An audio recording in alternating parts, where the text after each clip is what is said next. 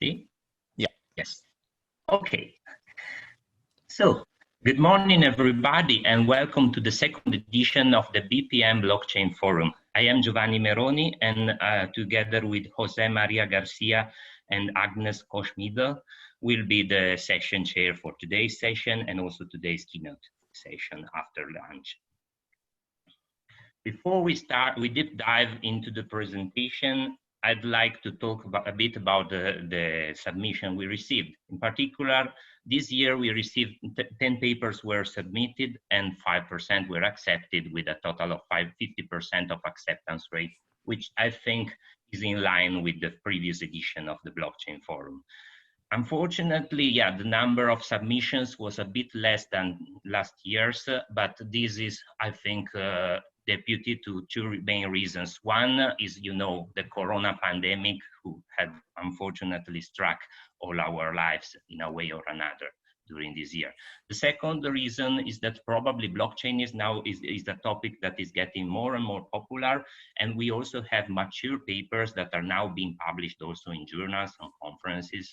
And there are several conferences on blockchain, on several aspects related to blockchain and also that began to rise. So I think it's natural that basically the research begins a bit more scattered. Anyway, I'm pleased that the quality of today's presentations, I think, is rather high. So I'm very pleased of having this session, this year's blockchain forum.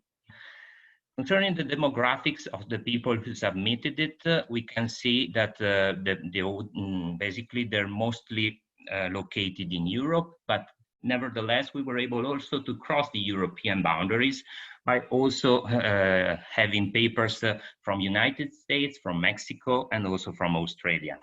This can be also better seen maybe with a map rather than a chart on the submissions.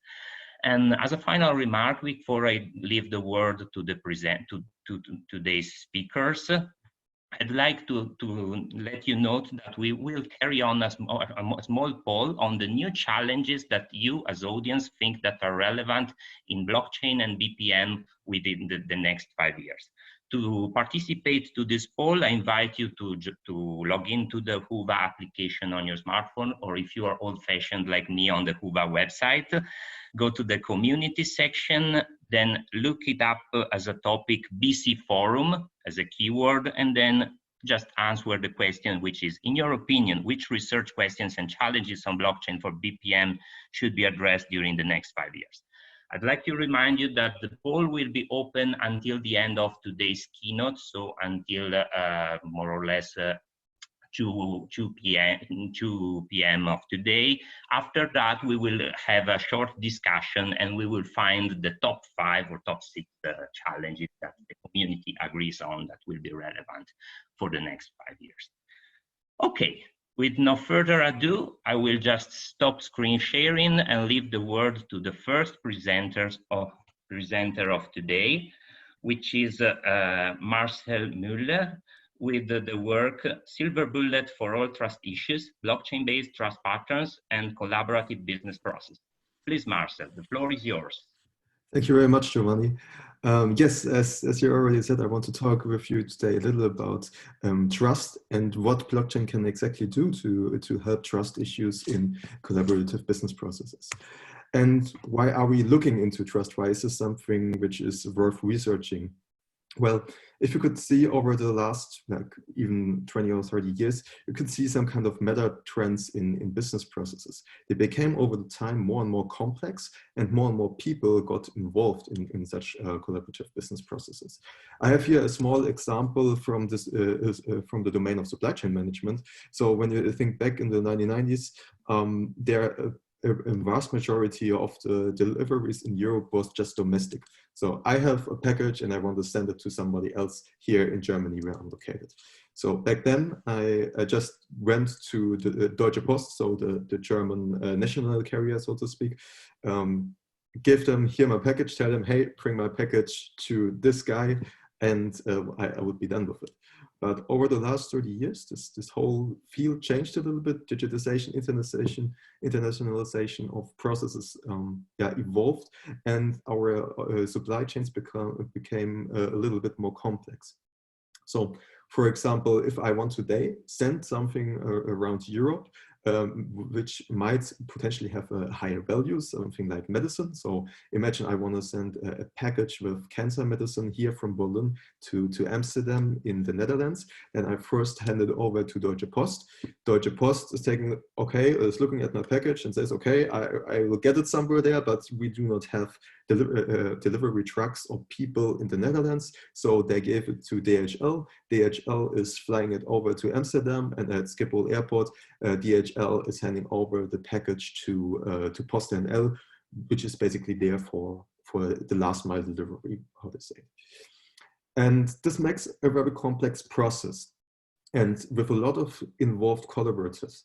And the problem with these, or say the challenge with these complex collaborative processes, are that each of these organizations who are involved in the process can usually not influence what the others are doing. So for example, if I want to send, as I said before, a package with a cancer medicine, which needs to be kept cold, which needs to be kept in an environment where you do not shake it because glass vials might break or something, these are all challenges to this whole delivery process. And for me, as an outside interactor with this process, this is all a big uncertainty. So I give it to Deutsche Post, my package, and tell them, hey, here, keep it at maximum 20 degrees because otherwise my medicine is going to be bad.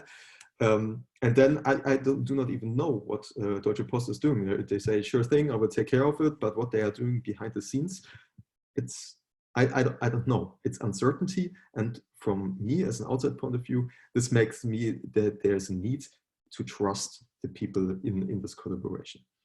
And that's exactly the motivation why we are looking into trust. And then on the other side, you have, of course, the topic of this very forum here, blockchain, which is in so many papers referred as a solution to trust issues. But when you then ask the people very in specific, what does blockchain do with trust, you get 10 different answers from 10 different people. And in the paper we wrote, in the work we carried out, we made a model where you can really pinpoint down what your blockchain-based solution can do regarding trust issues. And for that, we basically established a trust model, which is tied to a business process. And this looks like a very complex model, but stay with me, this is going to be clear very soon. So when you think about uncertainties in a process, there's always something which causes an uncertainty. We call this the uncertainty root, as you can see over here. An uncertainty root might be an employee, for example, the truck driver in our parcel delivery example, who has to look and see that the parcel is being kept cool, or it might be an organization, it might be a piece of software, it might be a lot of different things in there. And these uncertainty roots, they're always causing an uncertainty. And in the context of a business process, we are defining uncertainty, so we can locate it within a process component, for example, an activity. And an uncertainty is always defined regarding a specific trust concern, for example, integrity or confidentiality or non-repudiation might be on it. So in our logistics example, there might be this employee who is handling the package or taking care of driving it around Europe, who has we have the integrity trust concern. So we do not know if he is keeping the package in the way it's supposed to be and it doesn't change its temperature or goes bad. And in the process model, we can pinpoint it down to an activity which might be called deliver parcel. And these uncertainties, they have a certain probability which we might subjectively or have intuitively a feeling for. And once they manifest, so the uncertainty manifests in terms of it happens something which we do not desire, then this leads to a process vulnerability. And the vulnerability basically describes the impact or the costs of an uncertainty once it unfolds. So for example, if this employee does not look into my cancer medicine package, it gets warm, it's unusable, it has a high value, so the cost of me is losing 5,000 euros, for example. and potentially the other non-measurable problems which the patient might have.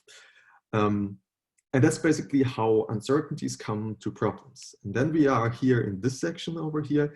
We have here 3 methods on how to make these problems which we have regarding uncertainty and which are needed to trust the people in our process. We have these 3 methods of mitigating these. So first we can reduce the process vulnerability.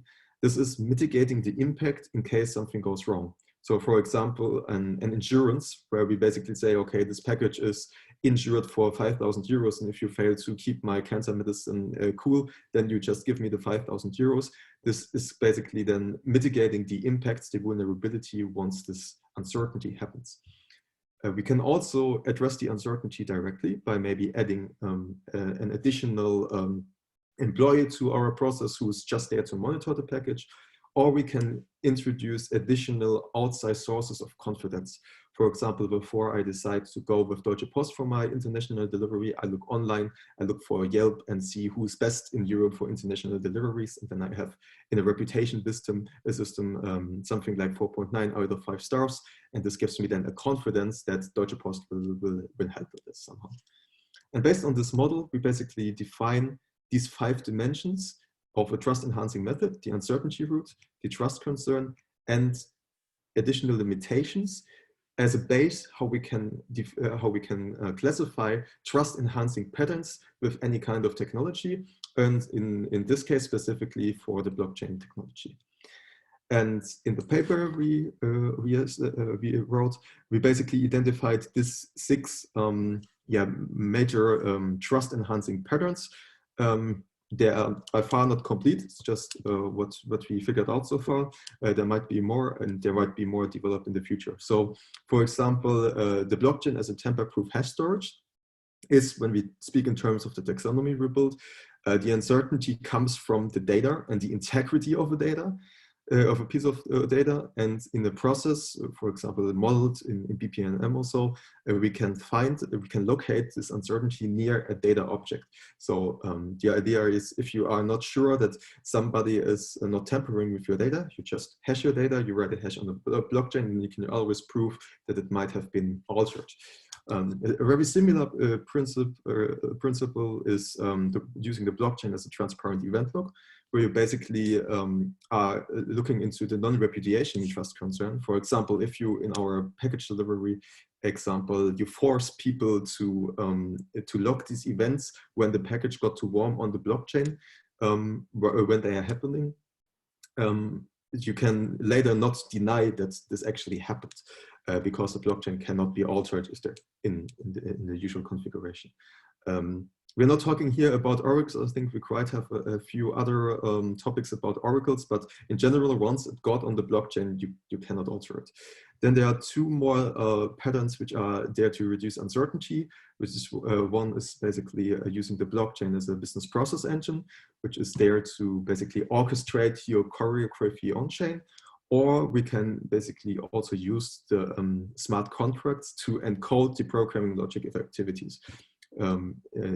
Blockchains, for example, like Ethereum, offer the possibility to have Turing-complete code executed in smart contracts. And with that, we can basically verify that this is exactly what is going to happen there. We have 2 more meta patterns which are building confidence, which one is we can use the blockchain to build a reputation system. And the other one is basically decentralizing the process itself. So shifting the process from we have to trust one centrally to many people a little bit. They are just more a meta pattern. And these are the 6 the 6 major patterns we identified on here. So of course, the goal of this work was not to have an exhaustive overview about what blockchain can do with trust, but to have the tools that we can describe and classify very precisely the trust enhancing capabilities of a certain way how to use the blockchain in a process to enhance trust. So with that, I would like to close and thank you all for your attention. And if you have any further questions, please shoot ahead.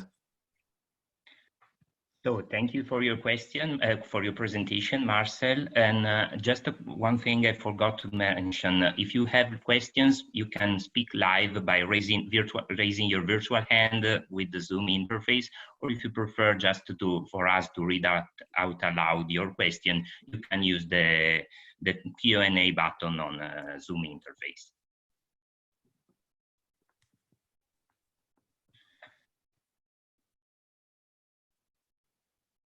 Okay, I see that there's a question by Ingo Weber. I will unmute him.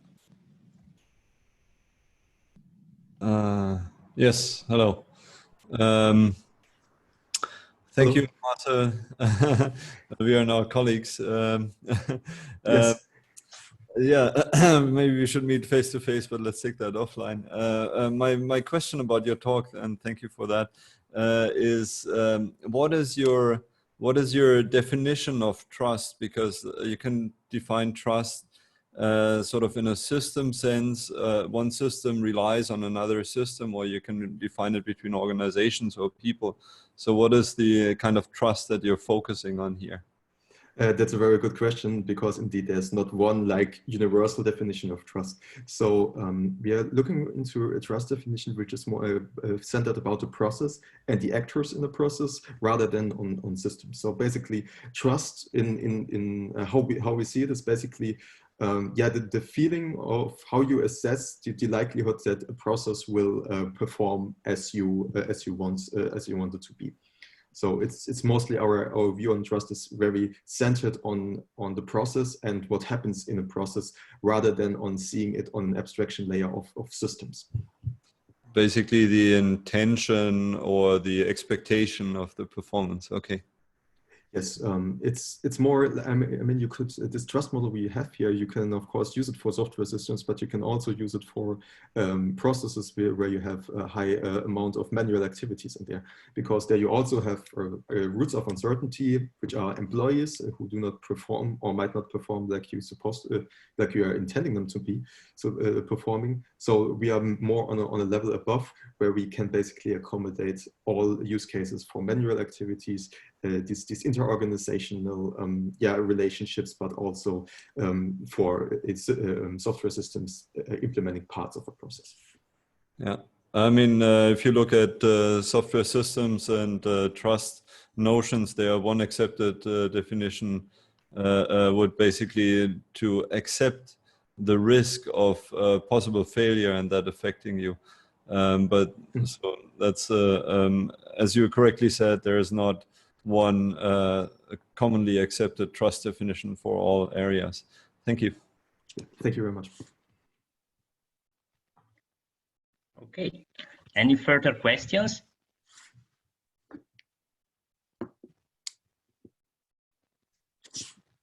Nobody? Agnes has a question. She's raising her actual hand, not her virtual hand. Ah, okay. Hi, thanks for your talk. So you mentioned that this list of your trust patterns is maybe not complete. So yeah.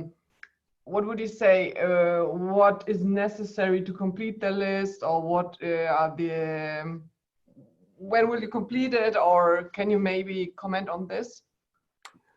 I mean, I see that more when you look at it from a like software engineering perspective. You also have some kind of software engineering patterns on different layers of abstraction, and you use them to build very complex software systems. And I think a collection of patterns is never really complete as long as the technology involves, as long as people with creativity figure out other ways to use the technology to achieve certain things. So these 6 patterns you see were just basically assembled by looking on what papers are there currently out there, how are people using the blockchain technology, and kind of synthesizing them into something which is domain inagnostic. So this was basically just how you get patterns.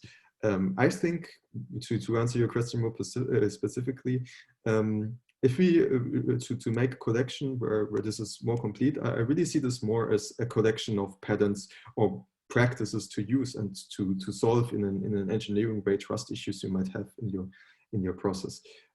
making them complete. I do not claim completeness, but I think it might be good if we at some point in time have a little collection where other people can contribute their blockchain-based trust patterns, to have like some kind of encyclopedia or some kind of wiki of trust patterns with the blockchain. And I think this is very useful and would help future implementations of systems where the blockchain plays a predominant part.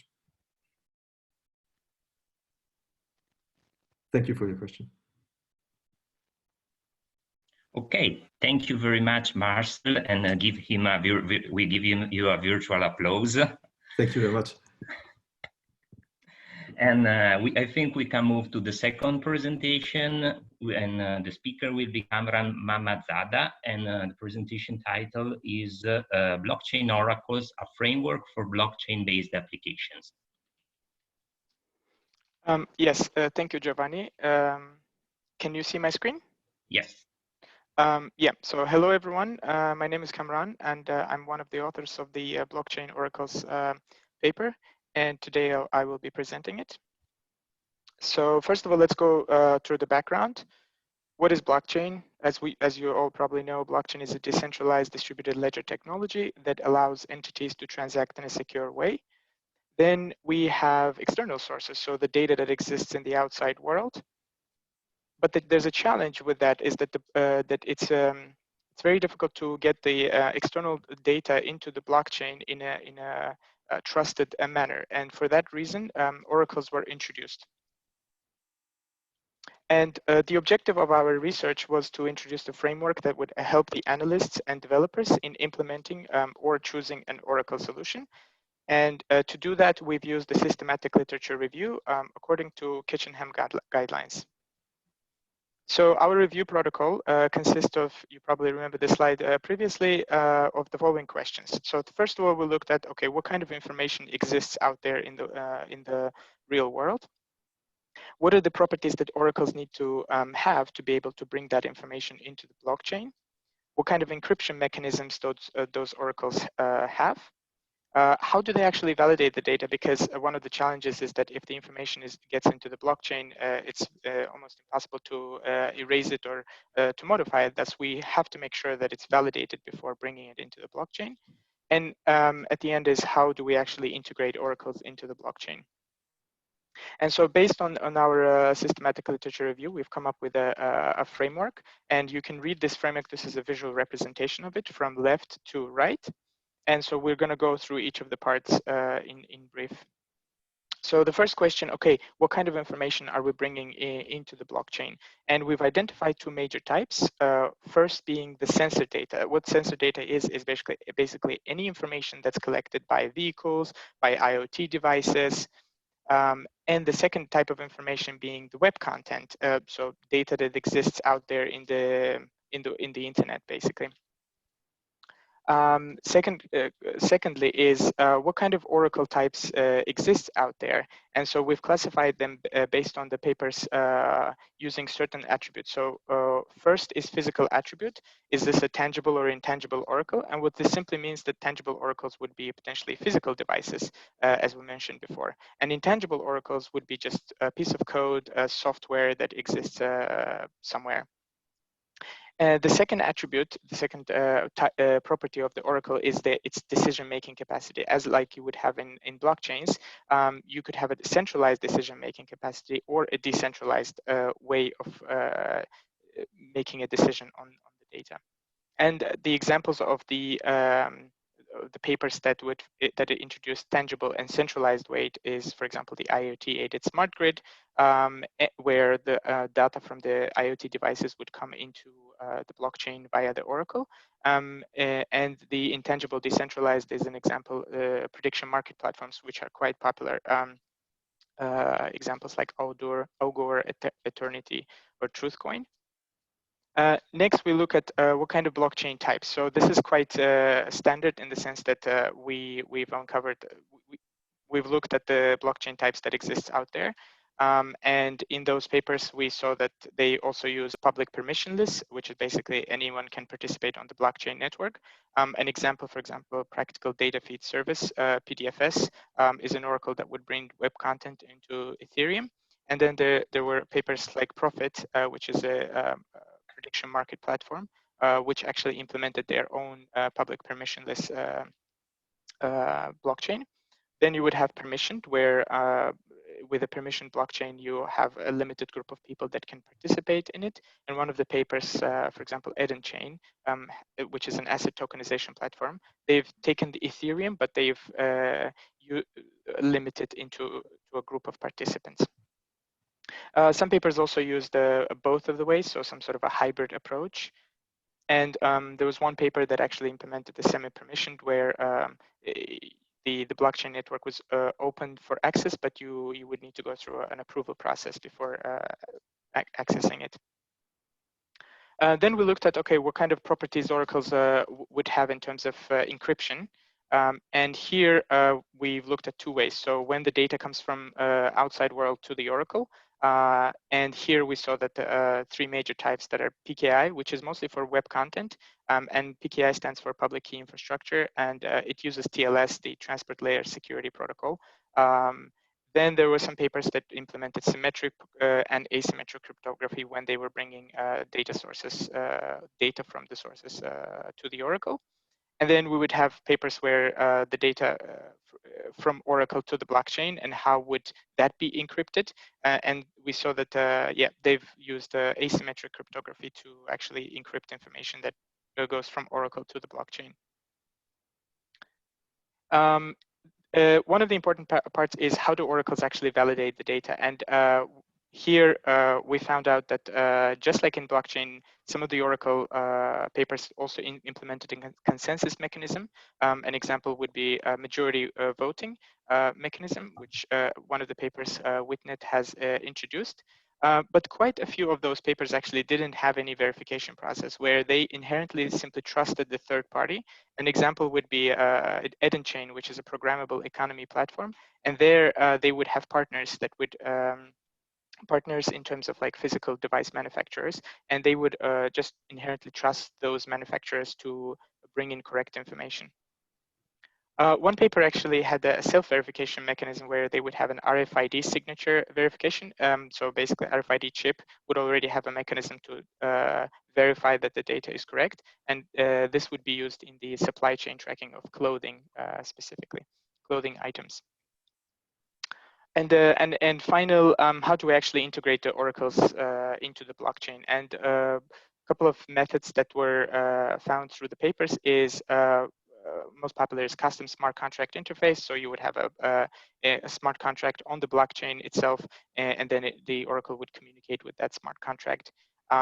Then a custom software module. So sometimes it wasn't just a smart contract, but there would be a software module existing on the oracle itself that would send the data to the blockchain.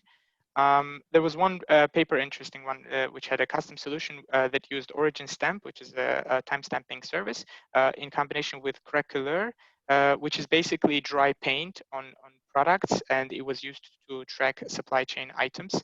And this is this Craquelure would be a very unique pattern that they can just directly send to the blockchain. And a couple of papers also had the built-in mechanism where the blockchain itself already had a Oracle mechanism integrated into blockchain. And so taking all of those results into account, we've come up with this framework, which you can read from left to right. And so, for example, you would ask yourself, what kind of information are you bringing for your project, let's say? And then if it's a web content, you would go mostly with the intangible oracles. And depending on the scope of your project, whether you use a public permissionless blockchain or a permissioned one, you would also go with a specific encryption type. And most of the time, if it's web content, you would have public key infrastructure, so TLS to encrypt your information. And then based on that, you could also choose how much do you want to trust the data. And so decentralized Oracle is quite good when it comes to making sure the data is correct as a validation mechanism. And then there's a data verification based on the Oracle type. As you can see here, you have different types of data verification mechanisms. And then according to that, you could also choose an Oracle integration method. And so I'll give you an example of using this framework. Let's say we're asking a question, okay, we need to bring web content as part of our project, we need to bring web content. Then that means you would automatically go for an intangible oracle, so a piece of software. what kind of blockchain are you going to use depending on your scope of the project. Let's say we need a public permissionless blockchain, and encryption would automatically be PKI because it's web content. What kind of level of trust? So we want to make sure that we really check the data, validate it, and for that, decentralized oracles are a good option. And what kind of verification method do we want? How we want to check the data? So we would use a weighted voting mechanism. And to integrate it, we would use a custom smart contract interface in our blockchain. And if you actually follow this sort of pattern, you would come to this implementation, one of the papers, which is called Augur, is a decentralized prediction market platform built on Ethereum. So this was an example of using the framework. Yeah, that's it. If you have any further questions, please let us know. Okay, so thank you very much, Cameron, for your presentation. And then, please, if you have any question, ask.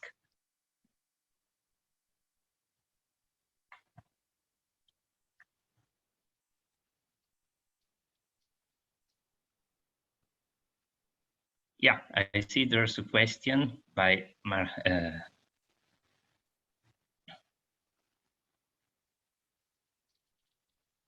Ingo. I didn't raise my hand, but I could ask a question. No, it's sorry, it's Kamal. Okay, okay. Yeah. So good morning or good afternoon. Can you hear me? It's okay. Yeah. Yes, we do. Okay, good. So I have one question. Thank you for your presentation. Very, very interesting. I have one simple question about the example, the practical example of using framework.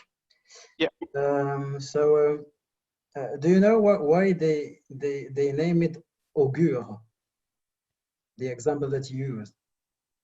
Why they named it as such? I'm afraid I don't know why they went for this naming.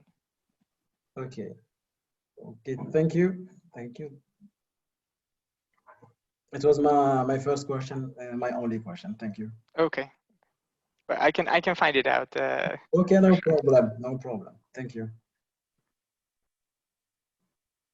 Okay. Any further question?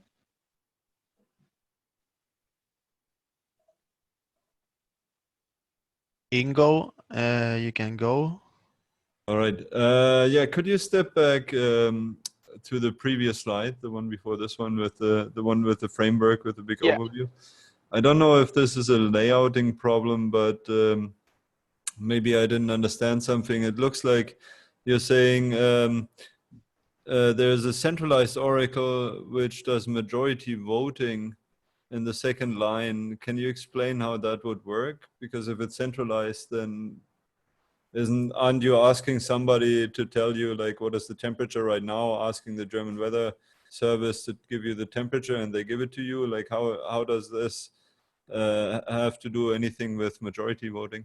Yeah, it's probably it might be a layout problem, but you're right that it doesn't. The majority voting would mostly be from the decentralized oracle, since you would have multiple sort of data sources bringing you the information. And in the case of Augur, of the prediction market platform, they actually have multiple sources that bring the same information, and then they check using the majority voting. Okay, thank you.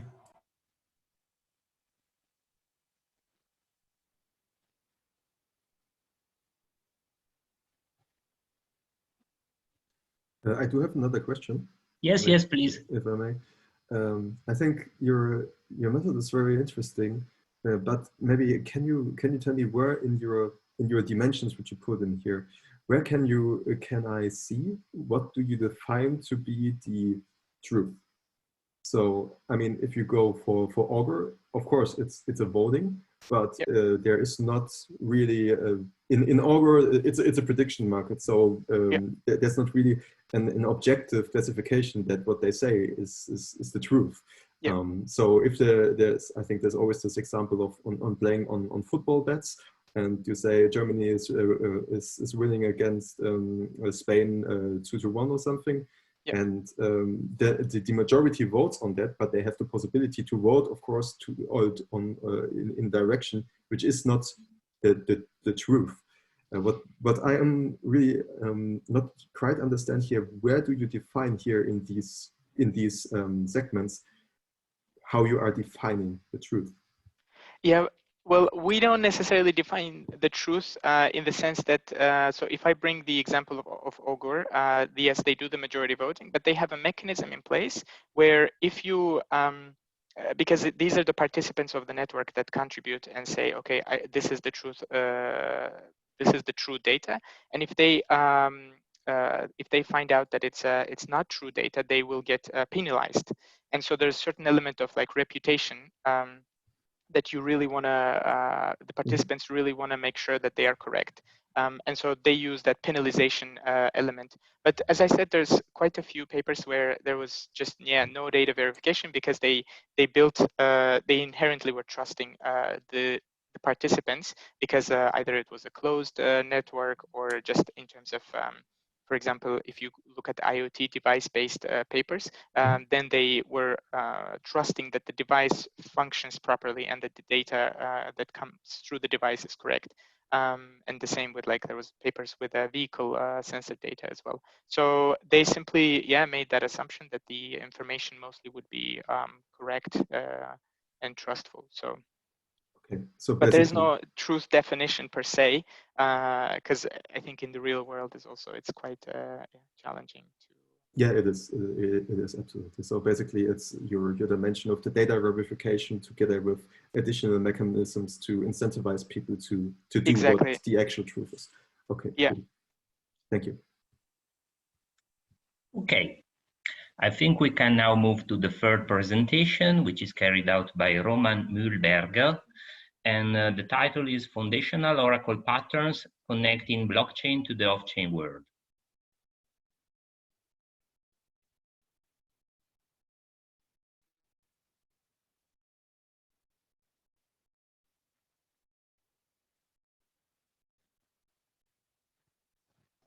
You are muted.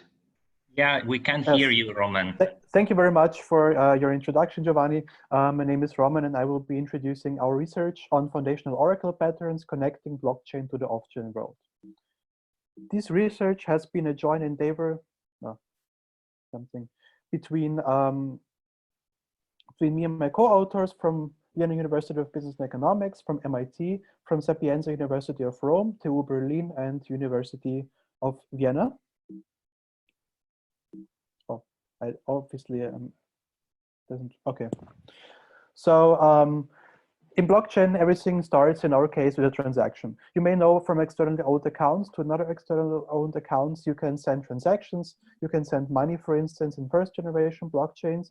And from the start of second generation blockchains, such as Ethereum, you can also deploy smart contracts where you can also send transactions to smart contracts where you also can transmit different kinds of information. We have been mainly examining how we can work together with off-chain components, namely components such as databases, APIs, or other systems that are apart from the blockchain, which is indeed not very easily possible. Or for instance, if the blockchain needs some updates from the off-chain component, like for instance, the weather data or stock data information, then sometimes it is necessary in the field of BPM, but also beyond the field of BPM to get information straight to the blockchain. And basically, this is where the Oracle comes in. You can see here a picture of an old lady. She came into a late Matrix movie, and at least it would be funny, or we would like to see this way, that she was the first Oracle, basically, because she could foresee beyond the Matrix and see the unforeseeable and get the information into this closed environment. With this analogy, we need actually an Oracle which connects the closed blockchain environment with the off-chain world and bridges basically the data between those two worlds. This is exactly what we need. Previously, a few studies have already been conducted to oracles. Most of them have previous state-of-the-art solutions, which are pretty good. There's also an ISO definition which states that an oracle is a service that updates the distributed ledger from data outside the distributed ledger system, and that DLT oracles are also designed to provide trustworthy data from external sources by use of a smart contract. However, so that means that basically it is a one-way street, meaning that by the definition, the data is pulled from off-chain sources into the blockchain itself. In our research, we don't quite see it in this way. So we actually provide a set of foundational oracle patterns where we can see there's a bridge between the on-chain and the off-chain world. So we can see that we know that some information is needed in the blockchain from the off-chain world, but at the same time, we also want to consider the fact that we want to transmit information from the blockchain to the off-chain world. I also had a call with the ISO TC standard 307 today, where I proposed some other definitions, and we're currently working on this definition standard. Right. Now I would like to come to our oracle patterns, which we have published in our paper. So as you can see, we actually want to focus primarily on inbound and outbound oracles, which already have been shortly discussed or mentioned in previous papers, connecting the on-chain and the off-chain world. Additionally, we also provided a pull and a push-based methodology to dive deeper into this topic, depending on the direction, if you're in the on-chain or in the off-chain world, if you want to pull data or if you want to push data to one or the other, depending on if you want to get the data from the other component, or if you want simply to transmit it in a simple way like fire and forget. You may probably ask yourselves how our research and how our patterns fit with other patterns that have already been introduced for blockchain oracles. Well, in fact, we focus on the foundational oracle patterns of inbound and outbound oracles, which we again put into push-based and a pull-based direction.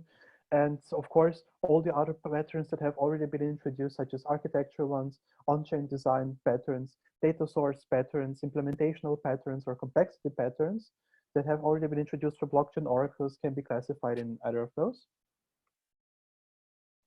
Let me start off first of all by introducing a pool-based inbound oracle. Well, in that case, you can imagine that a blockchain needs data from the off-chain component. I'm saying blockchain, not smart contract per se, because I also want to include first-generation blockchains such as Bitcoin, or blockchains that do not have smart contracts such as Ripple, for instance. So in that case, we're monitoring the network with an event listener and providing the data to a controller component. It can process the data and then uses the off-chain state retriever component to get the information from an off-chain component. Later on, we forward it back to the controller to process and maybe modify the data, provided to a blockchain facade, which is responsible for the communication back to the blockchain.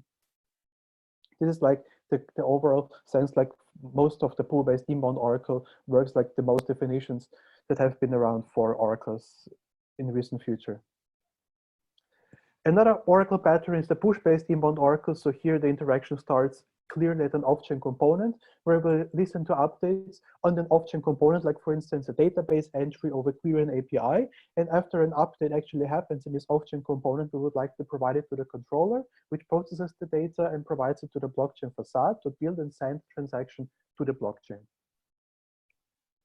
A pool-based outbound oracle, in this case, starts off with an off-chain component. Imagine here, for instance, a case if you have Airbnb on the blockchain and you already paid for your room and you only wanted to open, of course, when you arrive at the apartment which you rented. So as an off-chain component, imagine you receive your booking number and you key in your booking number, and the off-chain request handler at this system provides the request to the state retriever, which retrieves from the blockchain, okay, is this booking reference, is this already paid? Yes, it is. It receives back the events and processes the data at the controller component. And finally, the off-chain request handler provides the data to the off-chain component, which is in this case the door, and the door opens. So this is a kind of verification of data that is already on the blockchain, and you don't need you don't need it to happen at the same time. That's something that the data is transmitted, but you rather want to query and look for it on the blockchain, and then you want to get the response over the blockchain that something has already happened. A push-based outbound oracle, on the contrary, is more like a fire and forget pattern. Imagine you have an event listener to subscribe to events on the blockchain. You receive the data from there, and process the data, provide it to the off-chain transmitter, and build and sign the transaction to the off-chain component, basically, and this is where it ends. As an event, just as a short idea, we do not consider an event only to be in the sense of Ethereum events. We also consider it to be basically any activity happening on a blockchain. New blocks being added, new transactions coming into a wallet, or even also the events from the Ethereum in an Ethereum sense, or basically anything that happens on a blockchain. Right. We did not only introduce the patterns, we also provided an implementation and evaluated the performance of these oracles. So one implementation scenario in our case would be a bulk buyer who orders a bulk of a product. And of course, you want to perform a credit assessment test to see if the bulk buyer can afford such a huge load of products. And if you use a blockchain for that application, you receive the order at the blockchain. A pool-based Immount oracle receives that, okay, an order has been placed at the same time. So it needs to find the state change at the same time it happened to the smart contract. Invoke the credit assessment API to see if this customer can afford to buy this load of products, and if it gets positive, the order gets forwarded to the manufacturer. The second case here is, imagine a pharmaceutical supply chain where it is critical to trace the products because a lot of counterfeit products exist in the world. So if an employee receives a package along the supply chain, he uses a QR code scanning application which has a push-based Immount oracle in place. You scan the QR code, decode the output, send it to the smart contract. At the same time, a push-based outbound oracle monitors the network continuously to receive that something happened there, that the state change occurred, and saves it to an ERP system. But usually, it would first save it to a file, and then it will be transmitted to an ERP system if it's SAP. But in our case, we just implemented it this way.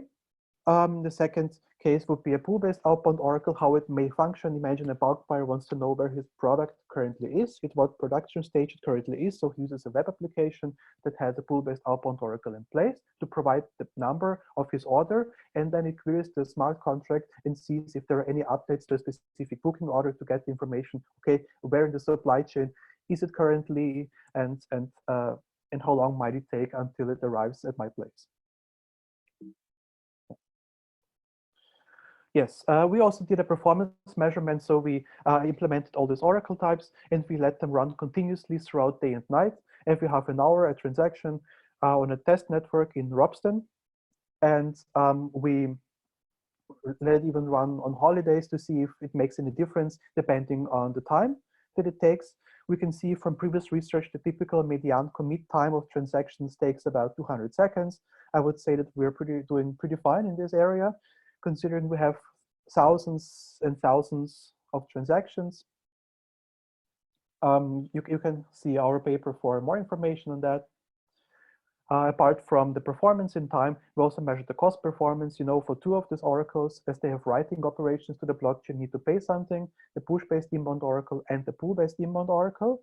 And we actually seen that the typical gas consumption, according to previous research, is about 24,000 to 27,000 gas. We're in about 44,827 for the push-based Immount oracle and we have a mean time of 22,770 for the pool-based Immount oracle. As you can see, according to research, we're doing quite fine, but also not.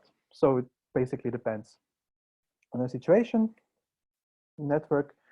Yeah, thank you very much. It's a very short time slot, so this is why I come already to one of my last notes and the future research.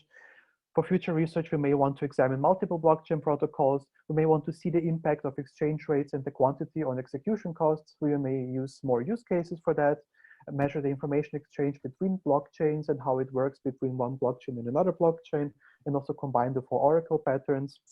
Maybe use it for other use cases such as swarm robotic systems. Which leads me to the end, and thank you very much for listening. I'm looking forward to your questions. Okay, thank you very much for your presentation, Roman. And if you have any question, also I invite you to participate in that.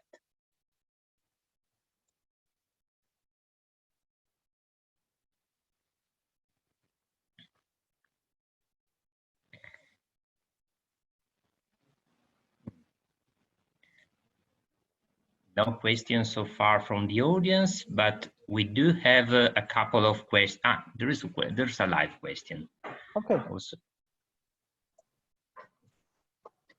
Good morning again, Kamal. Good morning. Yes, so thank you for your presentation. I also seen your presentation in the co-animated presentation in WUHA. So I have basically two questions. One, I'm working in blockchain, collaborative process and blockchain. And I don't understand the off-chain, on-chain character. So can you explain to me with practical examples? When we decide that we are on-chain or off-chain? It's my first question. And second question. So Oracle's use promotes blockchain, so closed interaction with blockchain context. Okay. Okay.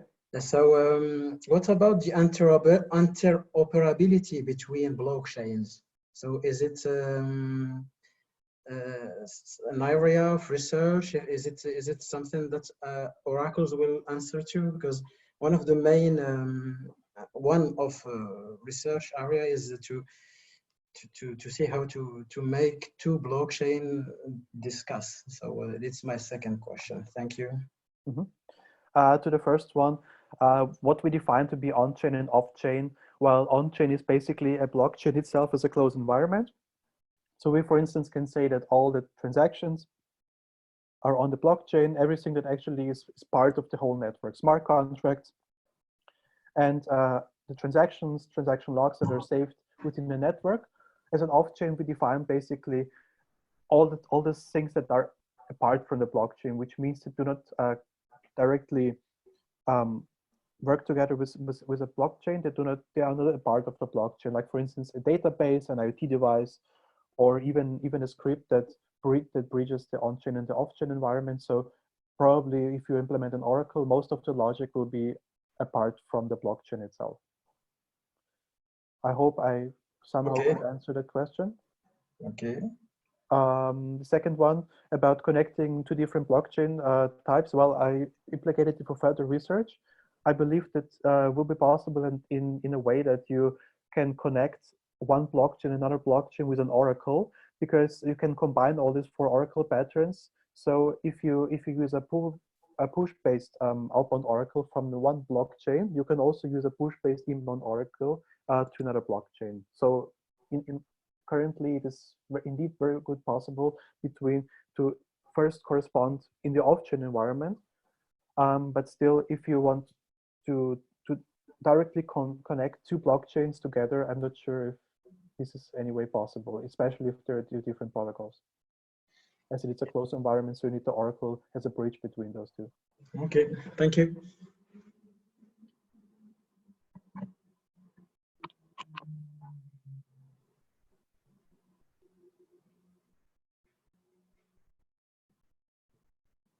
Giovanni, I think you said something, but we couldn't hear you.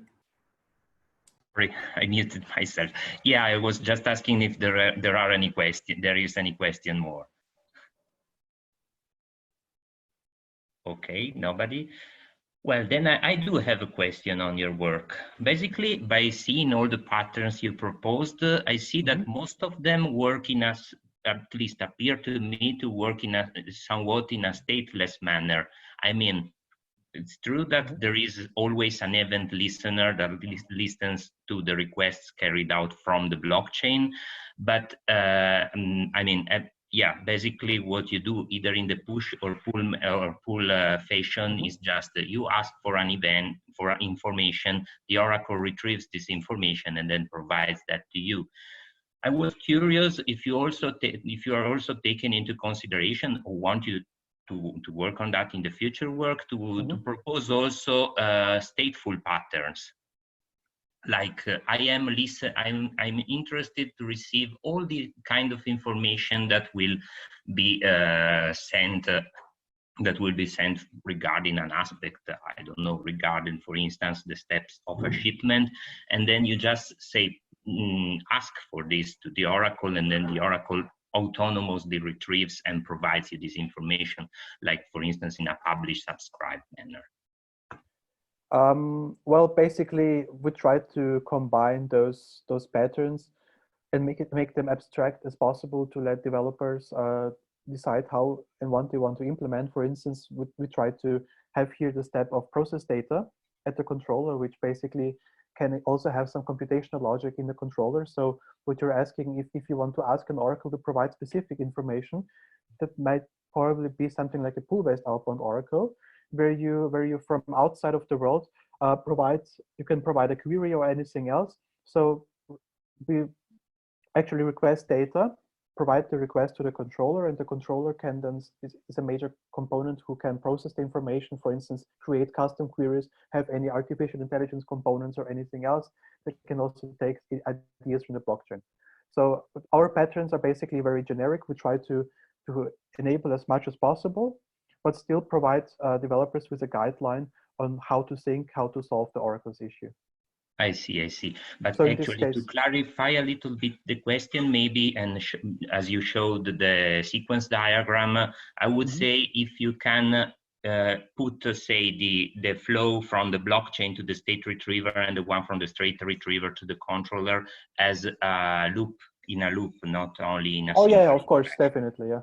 That was the point of my question. I understood. Yeah, usually we could have loops everywhere in this, because it depends on the developer basically what he wants to implement. If he wants to loop again in processing data, wants to provide requests again because maybe one request was not received or could not be read because there was an issue, a network issue, something else. Yeah, you're definitely right. Yeah, it looks a bit stateful from the perspective of the sequence diagrams. What we meant is to make it just as generic as possible and also provide the chronological order on how the request should be made. But you're right, definitely. So of course you can have loops everywhere. Okay, thank you very much. Yeah. I think there is one last question. Actually, a different answer to your question. Okay. So as a co-author of this paper, so this is essentially something that we discuss in another paper with a different set of co-authors. The very last paper in this session, we are indeed suggesting publish subscribe pattern. So I think it's a very valuable pattern to look at in the context of oracles. But in this paper, what we wanted to do is basically fill a gap in the literature, which was that we saw that people studied all these sort of fancy types of decentralized oracles, etc. But when we looked at the basics, then there was this gap in that nobody studied this foundational aspect. And this is basically what we wanted to do. Look at the basics and break it down into these four cases, into these four patterns on which you then can build many more fancy things. And just as one more remark to Kamran, who asked the first question, I also posted into the chat a reference on how to decide what should be off-chain and what should be on-chain. Okay, thank you very much.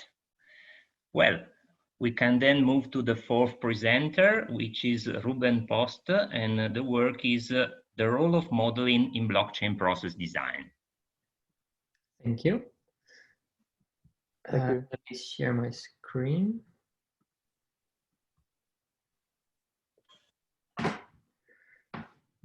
Yeah, you should be seeing it now.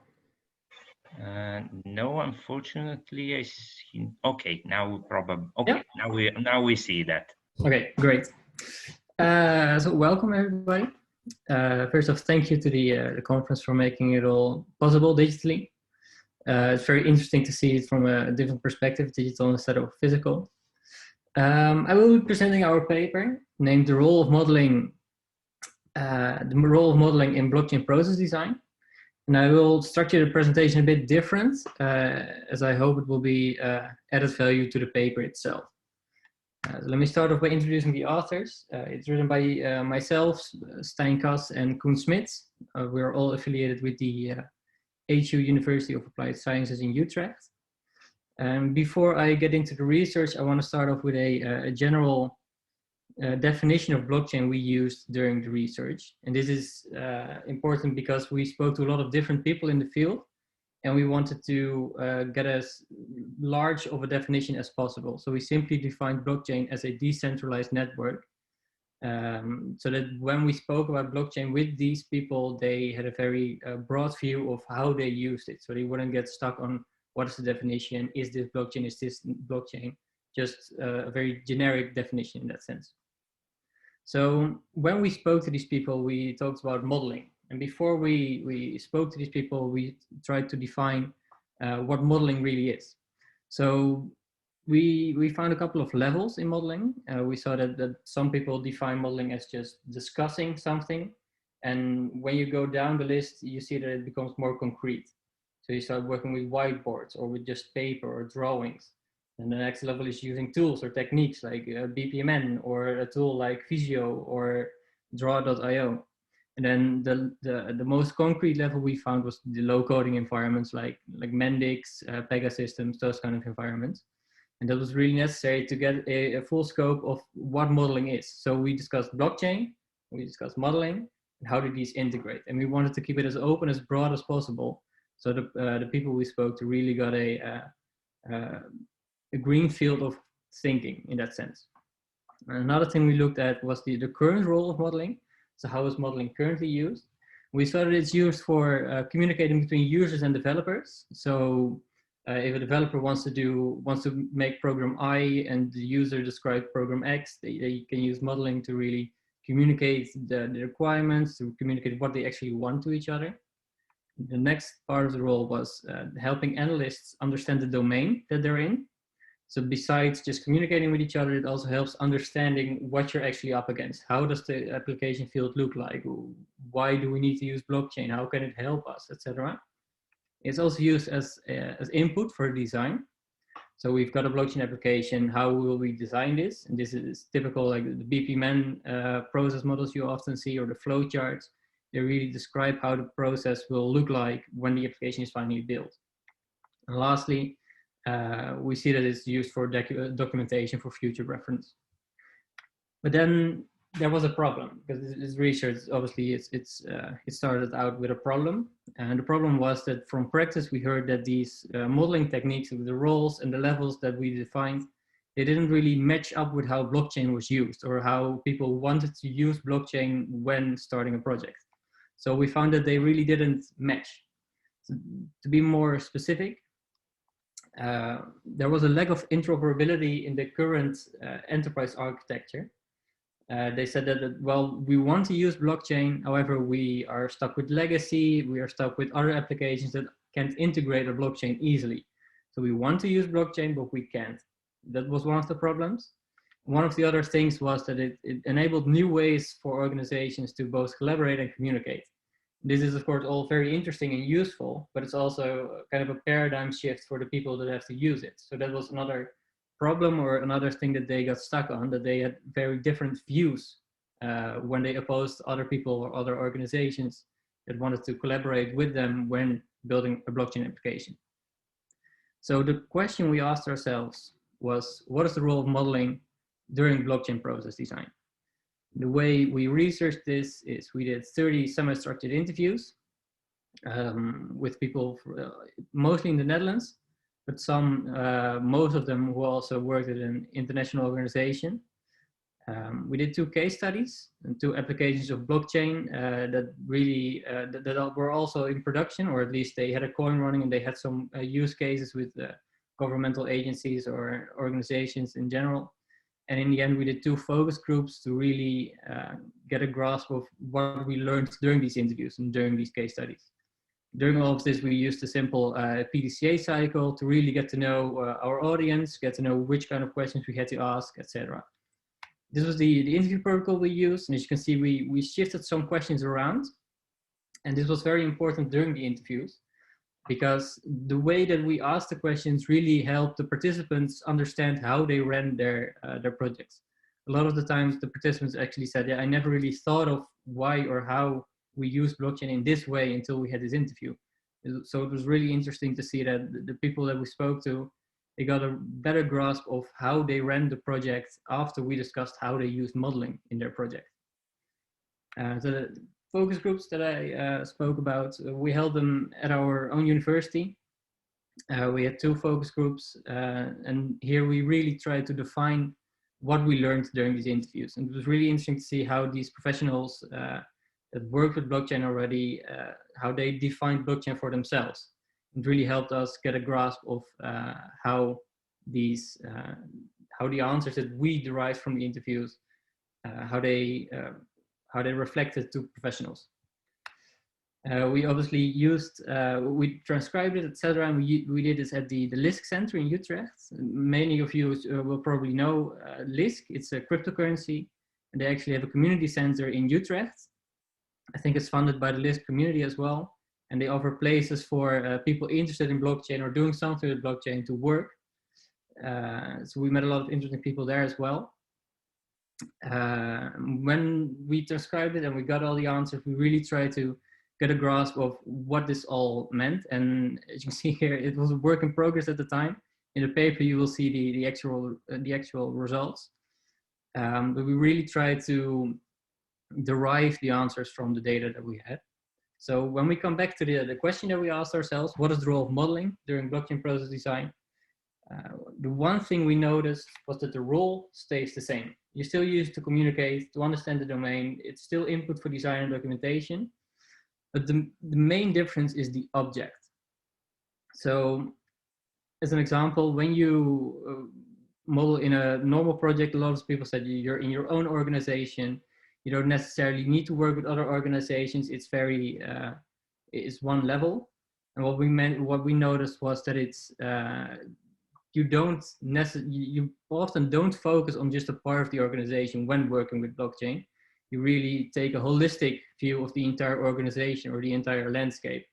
This really helps also the people doing the projects take a new view or a new perspective on how they actually arrange these projects and how they actually took part in these projects. The next thing we noticed that was quite interesting was that they often try to make a project for an individual process, but with blockchain, they often try to integrate all processes into one solution. And whether this is a good thing or a bad thing, that's in the end up to them. Many of the projects were pilots or they weren't yet finished, so we don't actually know the answer of whether it's good or bad. But we did see that they often try to take a whole lot of things and just combine it into one and slap a blockchain on it. The next thing we noticed was that all the participants were very open in that they weren't exactly focused on the money or how does blockchain make us money, but they were more focused on the users.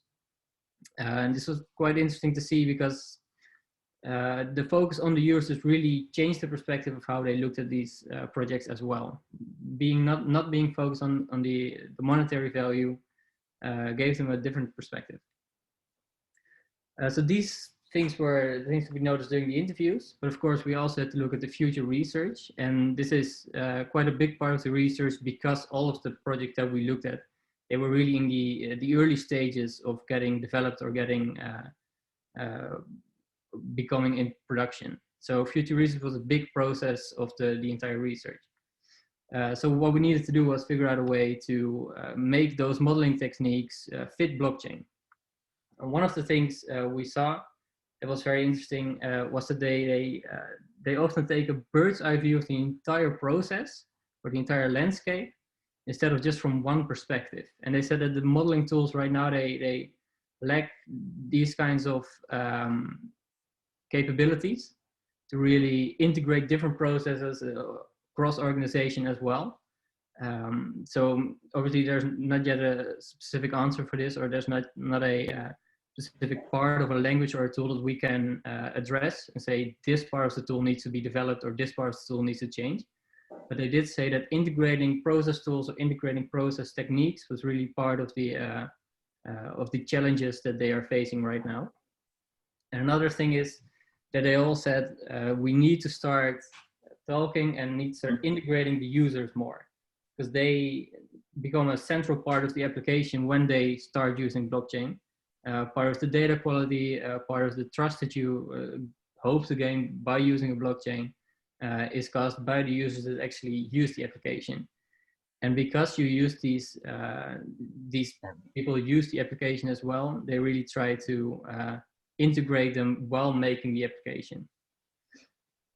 So this was the research. Thank you all for your attention. Are there any questions?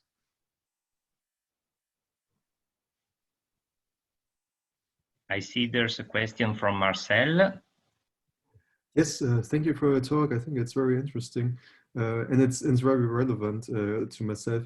But the question that I have is, did you see different ways of, or predominant ways of modeling blockchain in terms of in a business context according to different industry domains? So, for example, in finance, I would think that they are modeling it in their hand a lot with transactions, because that's where they are talking about anyway, right? In finance, you're getting money from one place to another, so they're very close on this methodology of working with transactions. But when you go to supply chain management, I think it is something different. People are not working there with transactions. They have large piles of data. They are shoveling around. So my question is, did you find something where you could say there's an industry bias to how people are modeling their blockchain-based systems? It's an interesting question. During the research itself, we didn't notice much difference in the industries or how they modeled it. We did notice a big difference between how companies engaged blockchain processes or blockchain design in that sense. We noticed that a lot of them were still stuck on the discussion level of modeling. They said, yeah, we just get together with a group and we start talking about how we want to arrange it. But this was, they said, fundamentally different from other projects because they have to integrate a lot more people. So they got stuck on the low level way more frequently, because they couldn't they didn't want to put it on paper, they didn't want to do it in a low coding environment, because they were still trying to figure out how they wanted to make it work.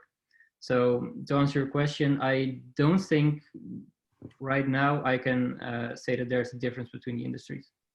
Okay, cool. Thank you very much. Any further question? Yeah, I think Raimundas has one. Yes, I have one question. Did you try to investigate what type of the modeling perspectives people are carrying when discussing and, negotiating the blockchain applications? Any modeling languages which are kind of, the most popular, different perspectives into the modeling? Could you give us a hint about this aspect? Sure. So if I understand correctly, you're asking me whether we saw any frequent uses of a specific modeling language. Exactly. A modeling language, and also, from which type of which perspective, like data, behavior. I mean, what is the key artifact which is being developed in modeling? Okay.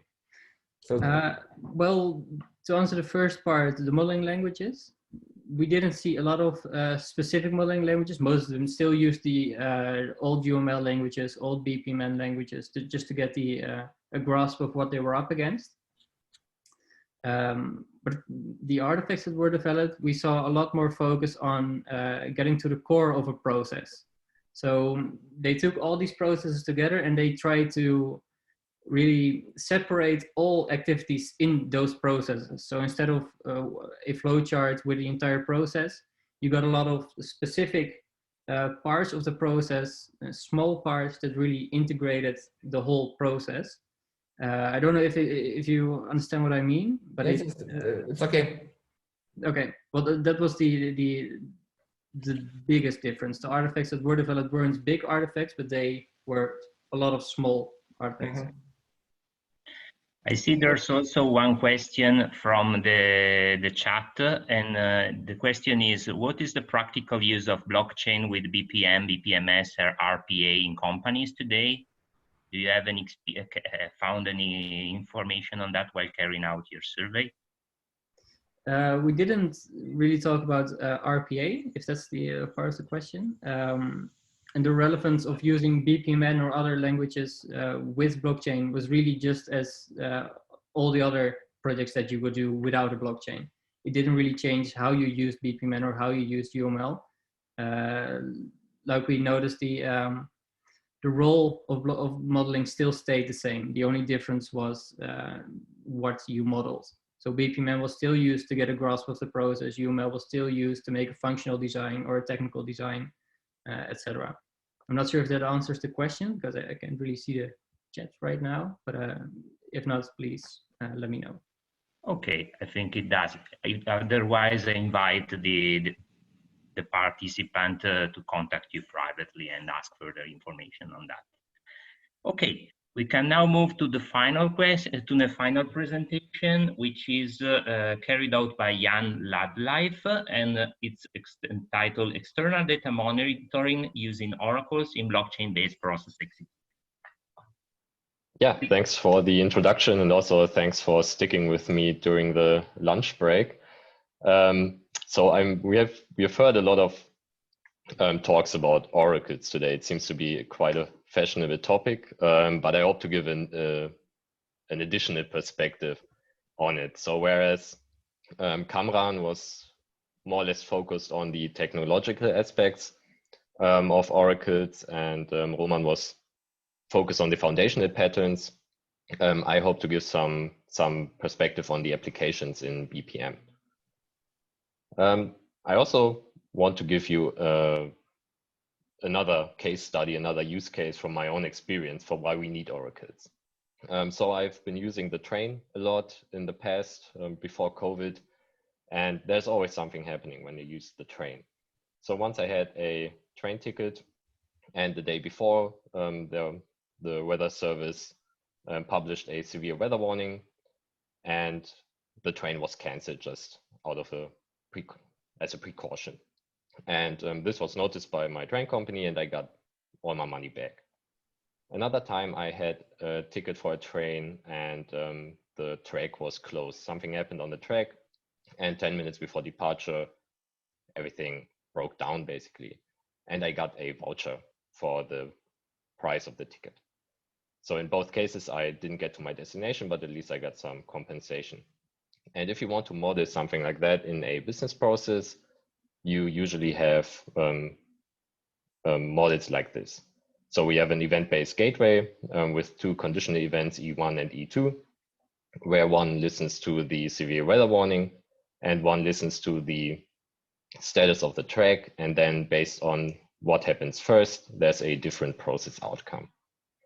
And this works pretty well if you are not on the blockchain, because those external service providers have APIs which you can tap onto and which you can use to get this data. So in this case, the National Meteorological Service can be used for the weather warning, and the railway infrastructure provider can be used for the status of the track.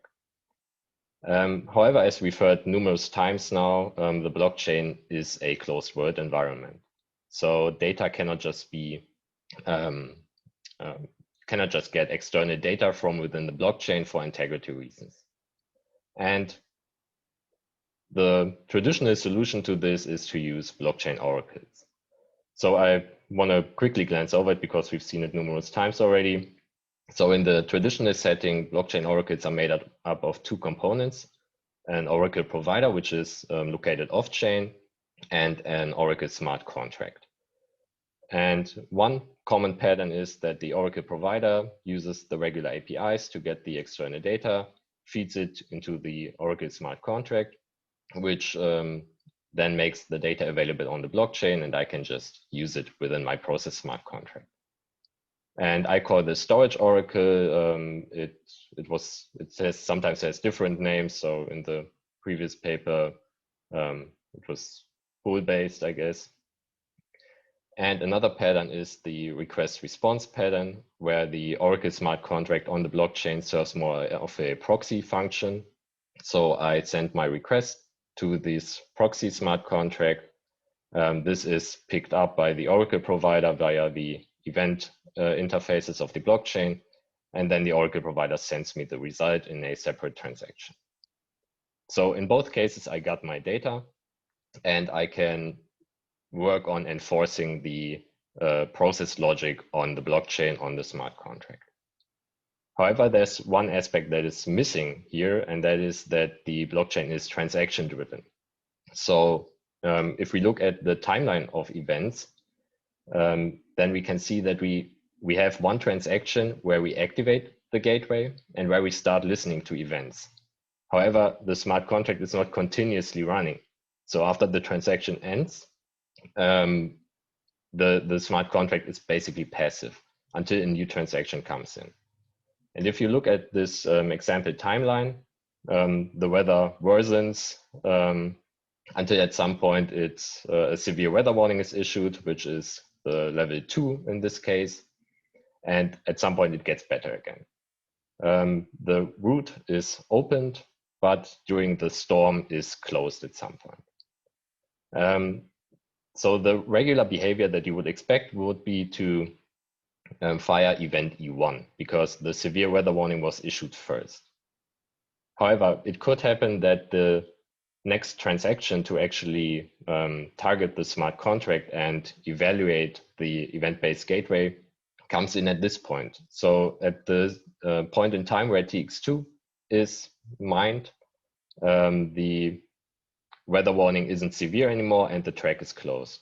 So from the perspective of the smart contract, it would need to trigger E2.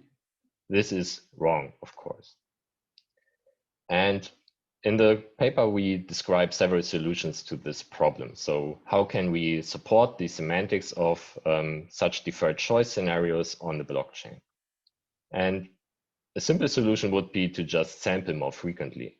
So the problem was the big gap in time between the transactions. So why don't we reduce that gap in time? And if we look at this example, it might work in some cases. So TX1 prime prime is issued at a point in time when the weather warning is severe, but the track is still open. So the process smart contract can correctly send a full refund. However, it's not hard to see that if you change these parameters a bit, we might still run into problems. So sampling is more of a probabilistic solution to the problem. And what we wanted to figure out is, are there solutions that are guaranteed to solve the problem? And we came up with a number. 2 of them I want to share with you now. The first is an extended Oracle architecture we call history oracles. And the idea is that we do not only store the current value of external data on the blockchain, but also past values so we can access them later. So the Oracle provider just updates the Oracle smart contract, which holds the entire history of data.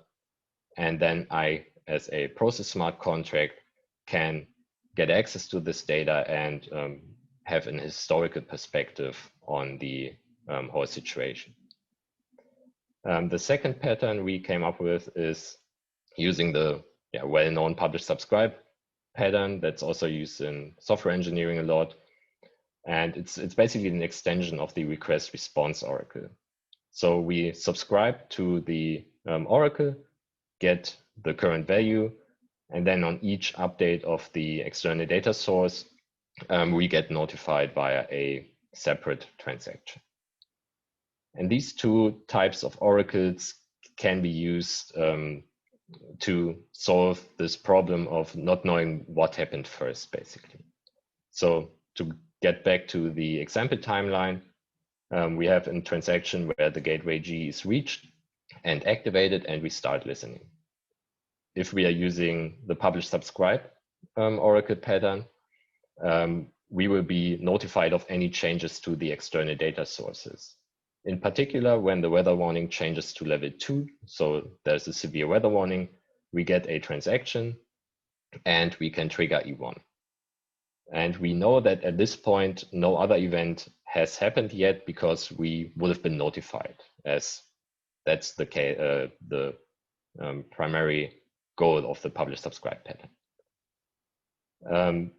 We can also use the history oracle and resolve conflicts after they have happened. So if the transaction comes in late, the event has happened already in reality, we still need to detect it. We can just get the full history of values and resolve this conflict afterwards, just using a binary search or something. And this is the basic gist of what's in the paper. So in the paper, we also give a formalization of this issue on a more semantics-oriented level.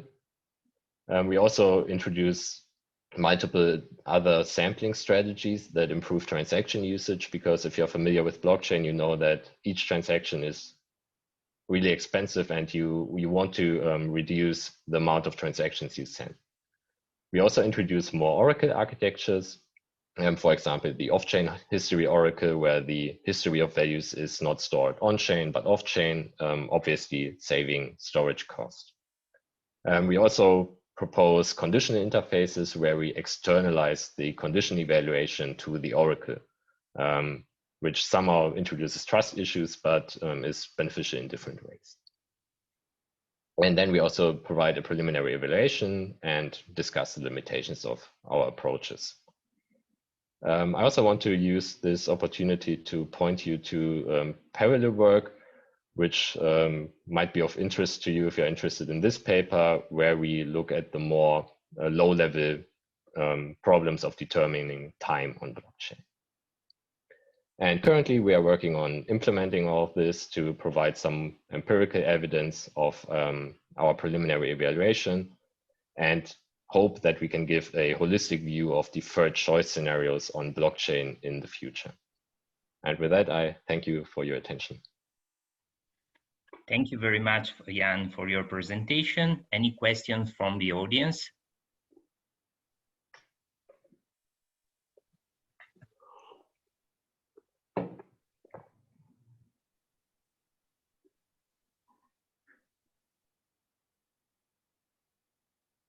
Nobody? Okay, I do have a question. One limitation of oracles is that they typically break the notation of distributed trust, which is one of the main advantages of blockchain. Therefore, I want to solve this issue. Distributed oracles are typically being proposed. We already saw in some of today's presentation. And for this reason, I was basically wondering if you have considered extending your work also to distributed oracles, and in case how the proposed pattern should be adopted. Yeah, so I get the question, but when I heard the question, I immediately thought of a problem that is also happening with all the other approaches, and that is timing. So when I have an event-based gateway, I usually want to react to events as soon as possible. So if the information is already on the blockchain, I can react immediately, as is the case with the storage oracle. If I have to wait for a callback, then that already introduces some delay, like the request response oracle. And if I now have a consensus protocol working on and having to execute a consensus protocol and distributed consensus to get my oracle value, that further increases the delay. So that's an inherent problem of all oracle solutions. And the more trust you want and the more decentralized you want to be, the more this becomes a problem. But apart from that, obviously these patterns are very foundational, and they can be extended to include consensus mechanisms and distributed mechanisms. We haven't worked on that yet, though. Okay. Thanks for your answer. Any further question from the audience? Nobody? Okay. Well, then I think this concludes this session. I invite you to connect this afternoon at 1:45 to attend to the keynote by Professor Burkhard Stiller on a very interesting topic, which is the usage of blockchains for basically your company-wide business processes. It's a very interesting topic, and I invite you also to participate. Likewise, I would like also to apologize for having run a bit out of time, of the time we allocated for this session. But honestly, given how fruitful the discussion and the Q&A was, I felt it was, an exception worth doing instead of cutting the discussion to 4 minutes sharp. As I think that in today's session, we had a very fruitful discussion and very interesting topics were discussed. Finally, I also invite you to participate to the poll in Whova. I see some of you already did by proposing their own, what they think there will be the top challenges of blockchain and BPM. And then, okay, see you later at 1:45 for the keynote session. Thank you everybody for the participation.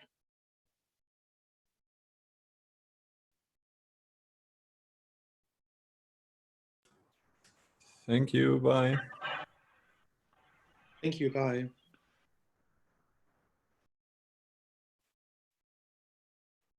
See you.